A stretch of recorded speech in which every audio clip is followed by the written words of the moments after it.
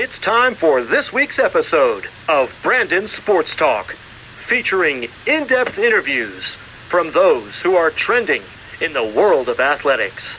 And now, here's the host of Brandon Sports Talk, Brandon Pate.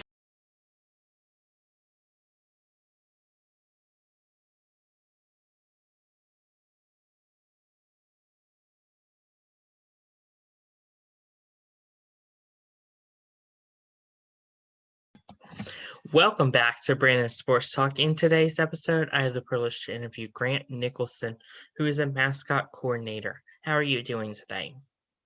Doing great. Can you talk about how you knew that you wanted to work in the mascot industry? I started mascotting when I was in high school, but it kind of goes a little bit further than that. I knew that mascotting was a cool thing. When I was a little kid, I remember watching University of South Carolina's mascot Cocky perform when I went to football games. I remember going to sporting events and seeing the mascot, and I'm like, well, I'm kind of a little bit afraid of you because I'm 4 years old, but I still thought they had the coolest job ever, and that was an interesting thing. So I got an opportunity to be a mascot in high school. I went to a brand new high school, River Bluff High School in Lexington. And so with a new high school, you have a brand new mascot. And so I asked the athletic director if I could try that out. And he said, yeah. So I did that for 4 years, was the only mascot for them for 4 years, and got to really develop a program and start my own kind of thing. And then when I was a senior, I got kind of recruited onto Winthrop's program. I went and met with their coach, and I was, I guess, a preferred walk-on. So met with them, came to Winthrop, and met with a different cheer coach when I got here. And I was originally the backup, and then got to do some appearances my first semester. And then within my second semester, within like a week or two, I was the full-time guy. Can you talk about, of course, what was like being the college mascot? Oh, it's amazing. I got to experience being a part of a team. I got to experience being in sports without really having to play many sports. I excel in individual sports. That's what my mom says. And I'm not like the most like athletic person in baseball, or you start, if you think about playing a sport like football or baseball, basketball, any of those kind of big sports, you kind of start when you're a little kid, and then you got to keep up with it until like forever. So if you're not very good at the beginning, or if you don't persevere through little league, then you don't like it, then you might not get to play in high school or college. So this is an opportunity for me to be in sports, just like my friends. I have a lot of friends that excel in soccer and football and baseball, basketball, that kind of stuff. And yeah, so I get to be a part of sports just like them, but I don't really have to, I guess, do exactly what they're doing. Can you talk about, of course, what you do on a day-to-day as a college mascot? Like, for example, whenever it comes to the beginning of the season for like the media day, like meet the team, what that's like? Yeah, we do some pre-game stuff.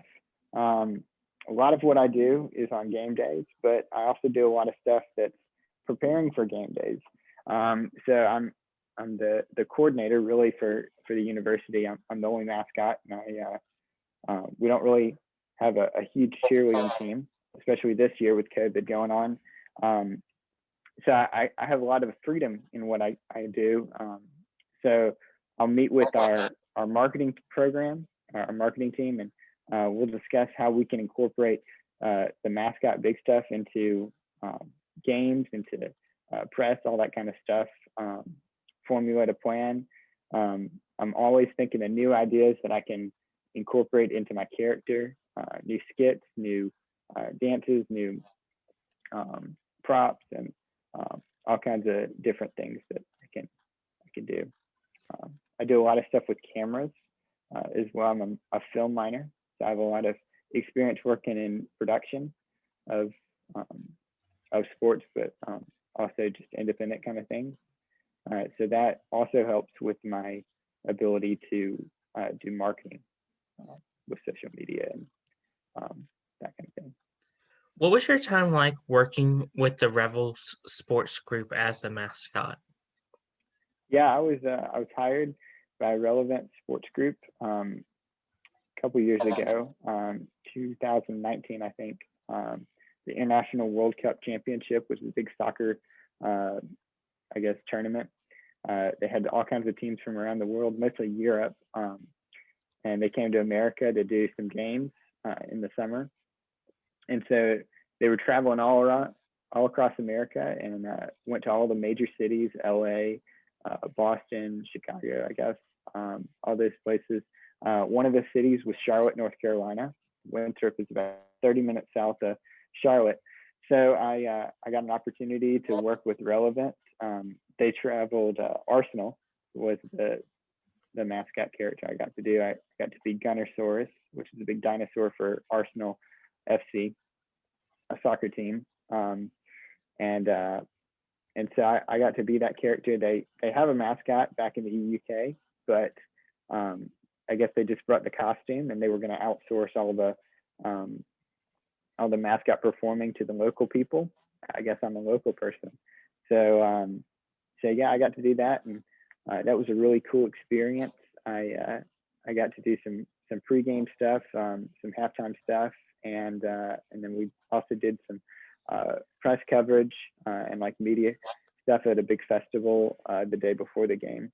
So they covered everything that I needed to do, housing and like meals and that kind of thing for that weekend. And yeah, I made some money with that, and that was cool.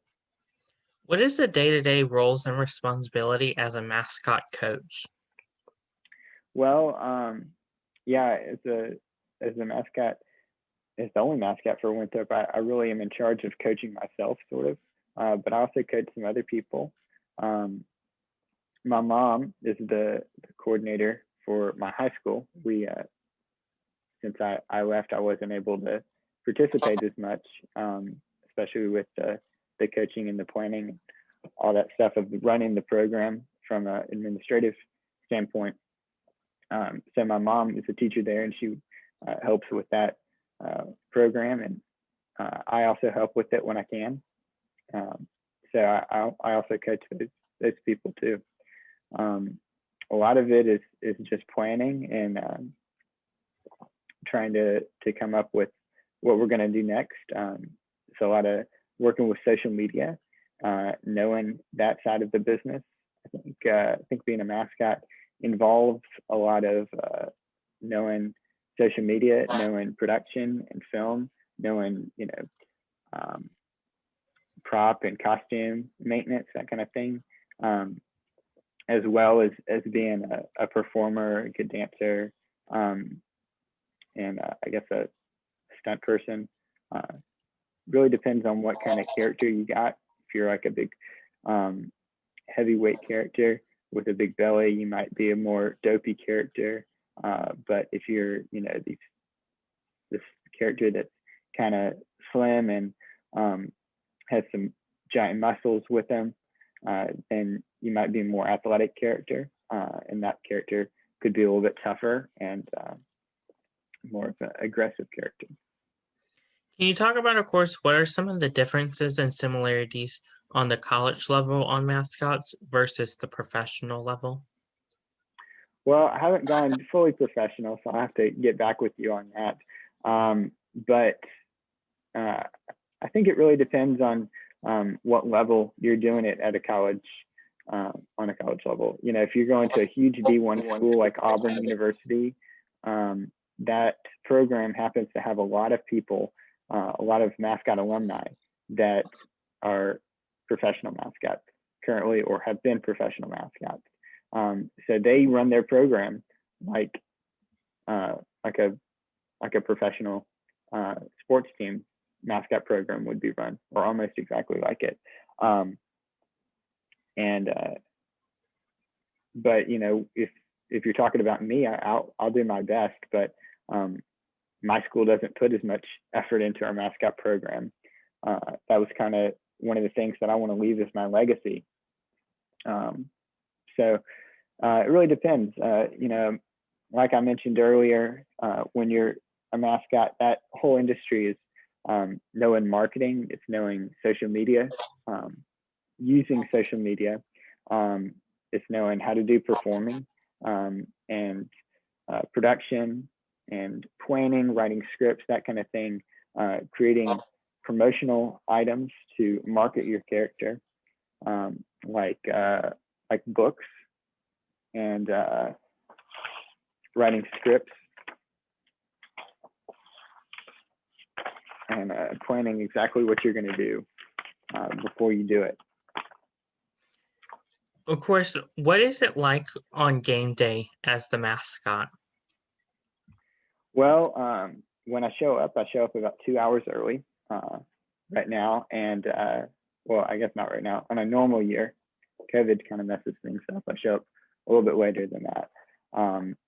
But most game days, I'll show up to a basketball game or soccer game or something like that about 2 hours early. And I'll walk through the arena and look at what hazards I could potentially trip over, because as a mascot, you can't really see as well as when you don't have a giant head on. So they might give you a script showing when is the timeouts and the intermissions and the things that I'm going to be a part of. And so you look at that, you have probably kind of a plan in your head about what you want to do. I try not to wing it too much, but sometimes that's necessary. And then you just kind of look at, I want to do a skit about such and such. Here, I'll do that at the first time out, or I'll do that at, when we have a break and there's not a promotional thing going on the board, or there's only a promotional thing going on the board, but not on the court. So knowing that, and trying to figure out when you're going to do things. And then, of course, you do game day, and a lot of that is preparing, hours ahead of time, both physically and mentally. Talking to your supervisor and telling them what you're going to do, when you're going to do it, why it's effective, why that's funny, why that's a good thing to do, and that would work with your character. Because sometimes the people in the office don't know exactly what mascots are supposed to be doing. They're like, you want to do what? You want to run around in your underwear?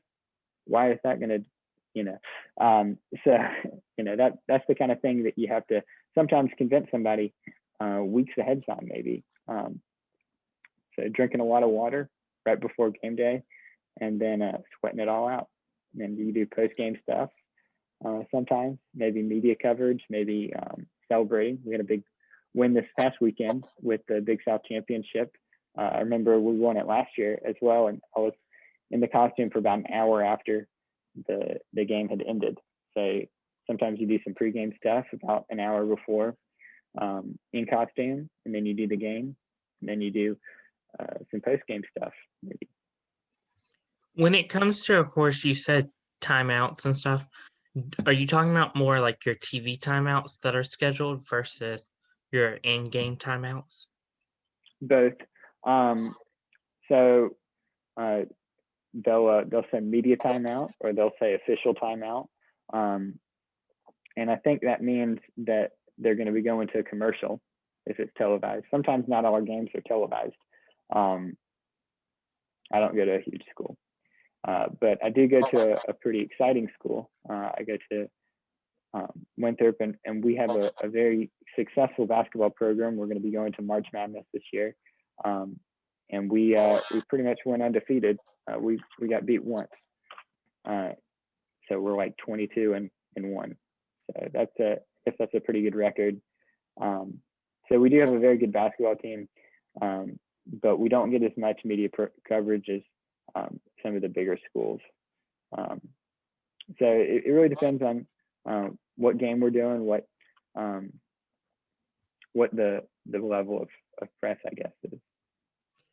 As you said, that y'all will be making it into the March Madness. Can you talk about, of course, what you plan on accomplishing as a mascot during the March Madness? I wish I could accomplish some more things because of the pandemic where they're not bringing mascots. Typically, they would bring mascots. So I've gotten gypped 2 years in a row of going to March Madness. I guess I won't be able to do that because I'm a senior. That's a little disappointing. But I guess we might be planning to do some watch parties. Really depends. A lot of things are up in the air with the pandemic. But yeah, hopefully we'll get to do some things. I did some game day watch parties throughout the season before they were letting me in the games, before we were allowed to have fans. And so that involved a lot of pre-production stuff, filming myself and setting up some kind of watch party with games. And then whenever we went to timeouts and intermissions, when the commercial breaks were, that is, I'd have some kind of skit going on or some kind of activity that I was going to do. And that's how we entertained people. And it was just they watching the game. So yeah, a lot of planning. We'll probably go into whatever content we're going to produce during March Madness. I'm sure we'll do a lot of active stuff on social media as well. But yeah, typically they would bring mascots, but unfortunately this year they won't be. What is something that you learned now that you didn't know before becoming a mascot on the college level? Well, I think when I first started being a mascot, or maybe before I started being a mascot, I was a lot like everybody else. There's a lot of people out there that think, oh, that looks fun. I guess he's drunk or he's crazy, or they probably hate their job, or maybe they love it and they don't get paid anything. But I learned through talking to people who are in the industry that mascots not only have a real job, but they make some good money sometimes, depending on where you go. And so that's one of the things that I learned, and I think is really cool about the program. It's an interesting job. It's not very it's a pretty unique job. Not a whole lot of people have it. There might be, less than 100 people that have it and do it at a really successful level. But yeah, one of the things that I learned when I first started being a mascot, I thought, it's all about me. It's all about making myself look good. And now, after doing it for coming on 8 years, I guess, I've learned that it's really about being there for other people. It's really about showing God's love to people that might not be experienced in it. Maybe they have cancer, or they have something going on in their life, and they get to escape their unfortunate reality by seeing me and interacting with me. I get to entertain people, and it's about loving people. Mascots are about love and about entertainment, I guess. That's one of the things that I like. One of my favorite mascots, Blue, their mascot coordinator, is somebody I strongly look up to, as well as the Chiefs mascot. He's also somebody that I look up to. And something that they do in the costume is they, if they hug somebody, the person that they're hugging has to be the person that lets go first. You never want to be the person that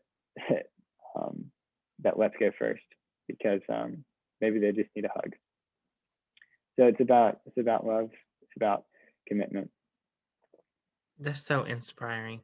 Have you ever met the person for Blue or with the Chiefs? I've not met Dan Mears with the Chiefs. Both of those people have both of those characters now they've released their character's identity. They take the head off and do school programs. That's another big part of the job, is they'll go out into all professional mascots pretty much go out into like an elementary school or something. They'll do some kind of program about something that's good or inspiring, like reading is great, and education, anti-bullying, that kind of thing, eating healthy. Trey Mock, who's with the Colts, he has a program called Choose Love, which is he talked about some of the things that I talked about earlier, and about loving people the right way and that kind of thing. And he takes his head off and shares his experience as a mascot, and so that's a cool thing for him. That's one of his programs that he does with high school level kids. Is not really for elementary school people. So that's one of the ways that they are able to cater to the high school crowd or the middle school crowd. But I met Trey over the summer on a Zoom call. I haven't ever met him in person. I'd like to have an internship with him maybe next year or this year if it becomes available. He has an internship that I'm interested in. But I met him on a Zoom call, went to a collaborative kind of mascot thing called Mascot Youth, like a conference for mascots. And typically it's held in person, but this year is held on Zoom. And he was one of the keynote speakers, and he talked about his career and what makes his job cool, answered questions. I got to have a brief conversation with him, and that was really cool. That's so amazing. What are some of your future plans as a mascot moving forward? I guess go to a team. About to graduate, so I'd really like to go to a professional major league sports team, maybe a professional hockey team or something. But it really depends on what's available, especially with the pandemic going on. That's sometimes messed up some things. I had an interview and an audition with a major league sports team last year, but it got messed up with the pandemic. Sometimes they're not full-time, or they're not close by. So I'm really looking for something that is a full-time gig. And I don't care if I have to move, but I need to get paid enough to move. That's wonderful. What advice would you give upcoming future mascots looking to become a mascot? I guess just get involved in whatever way that you can. If you go to school, if you're a kid, you go to a college or a high school or something like that, and they have a mascot, try to get involved with them. Take whatever opportunities that you're given and run with it. Do as much research as you possibly can. Watch a bunch of YouTube videos and stuff of successful mascots, and make notes about why they are successful, what makes that character so great, what made the video go viral, what is it that you think that you could imitate in your character if you had a character. Try to network and do whatever opportunities that you're given. That's wonderful advice. Where can my listeners find you at on social media? You can follow me at Gator Grant on Instagram, I guess. But you can follow my mascot characters on social media. You can follow Big Stuff at The Real WU Big Stuff. Is on Instagram, I think on Twitter too.